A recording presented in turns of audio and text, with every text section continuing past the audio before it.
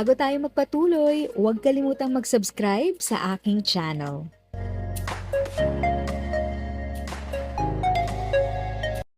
Thank you sa pag-click ng aking video. Good day po sa lahat ng mga nanonood. Sa mga bagong viewers at napadaan lang, by the way, I'm Tita Eda. Welcome to my channel.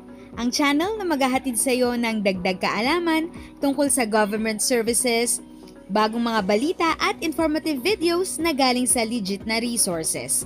Mag-subscribe na para updated ka.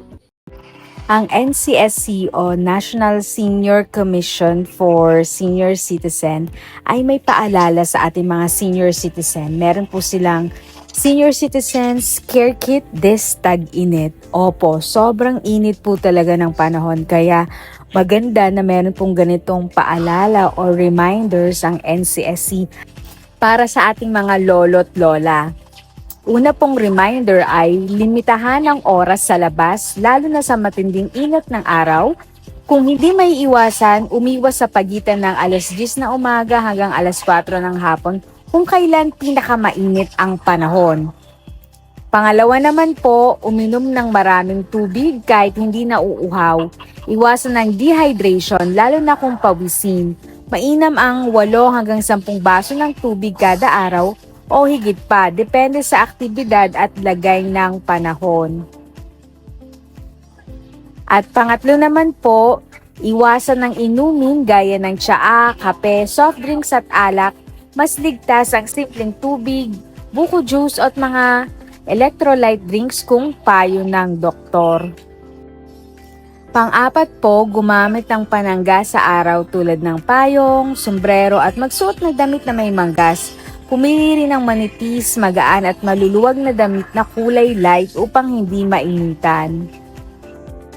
At panglima po, i-schedule ang mabibigat na gawain sa umaga o hapon.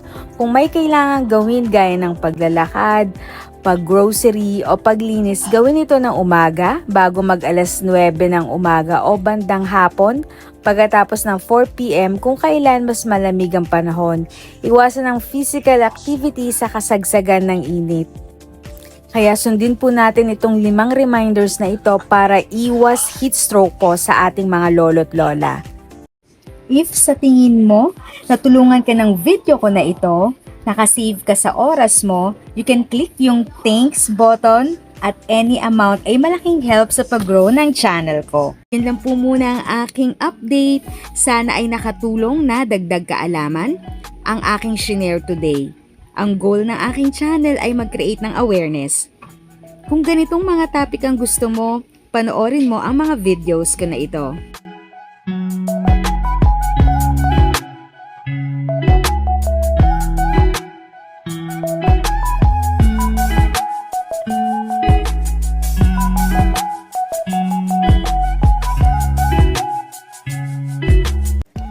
Thanks for watching! Kung may kapamilya, kaibigan o kakilala sa tingin mo ay magiging interesado sa video, please share or tag sila sa comment section.